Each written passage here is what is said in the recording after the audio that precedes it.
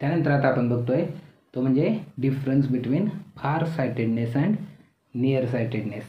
आता यामध्ये काही गोष्टी आपल्याला खूप इझिली लक्षात ठेवता येतात. पहिली इझिली लक्षात राहणारी गोष्ट कुठली, तर हे जे नावं आहेत फार सायटेडनेस आणि नियर सायटेडनेस, ही नावं कशावरून दिलेली आहेत, तर जे दिसतं त्यावरून दिलेली आहेत. सो हे फार सायटेडनेसमध्ये काय आहे, तर फार सायटेडनेसमध्ये फार अवे ऑब्जेक्ट्स क्लिअरली दिसतात, जे दिसतात त्यांची नावं आहेत.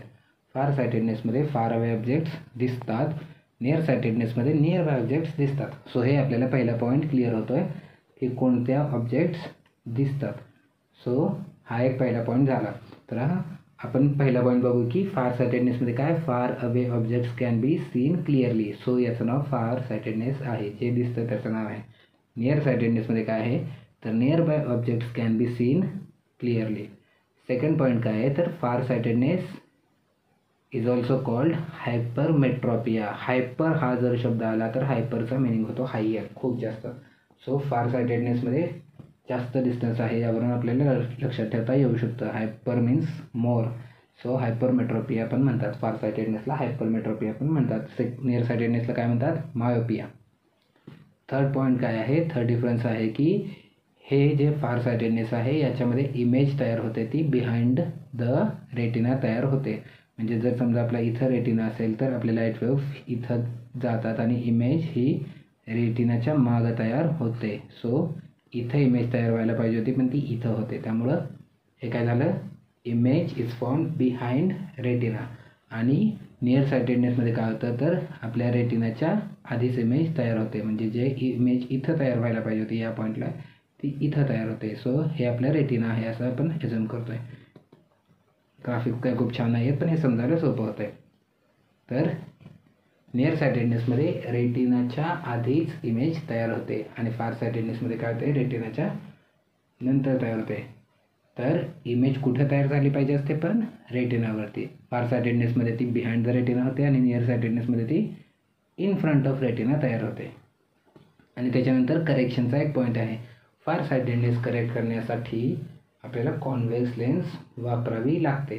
रिझन काय आहे, तर आपली इमेज रेटिनाच्या आधी तयार व्हायला, रिझन काय आहे, तर फार सायटेडनेसमध्ये इमेज आपली कुठं तयार होते, रेटिनाच्या पाठीमागं तयार होते. तर आपल्याला ती आधी करायची आहे आणि आधी करण्यासाठी आपल्याला काय करावं लागेल, कॉन्व्हर्जिंग लेन्स वापरावी लागेल. सो आपण फार सायटेडनेस आपल्याला करेक्ट करण्यासाठी आपण काय वापरतो, कॉन्व्हेक्स लेन्स, जी कसले असते, कॉन्व्हर्जिंग लेन्स आहे.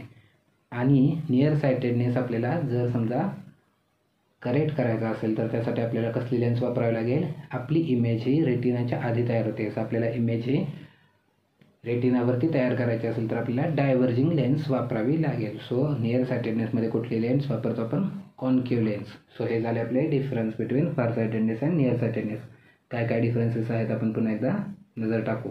पहिला पॉईंट काय आहे की in far sightedness far away objects can be seen clearly. Near सायटेडनेसमध्ये काय असतं, near by objects can be seen clearly. Second point काय आहे, तर सेकंड पॉईंट आहे की far sightedness is also called as hypermetropia. Near sightedness is also called as myopia.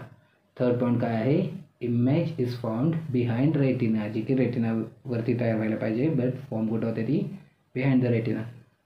Near सायटेडनेसमध्ये point काय, image is found in front of retina, म्हणजे रेटिनावरती तयार व्हायला पाहिजे असते पण ती इन फ्रंट ऑफ रेटिना तयार होते. आणि फोर्थ पॉईंट काय आहे, तर करेक्शन. करेक्शनसाठी आपण काय वापरतो, फार सायटेडनेस करेक्ट करण्यासाठी आपण वापरतो कॉन्व्हेक्स लेन्स.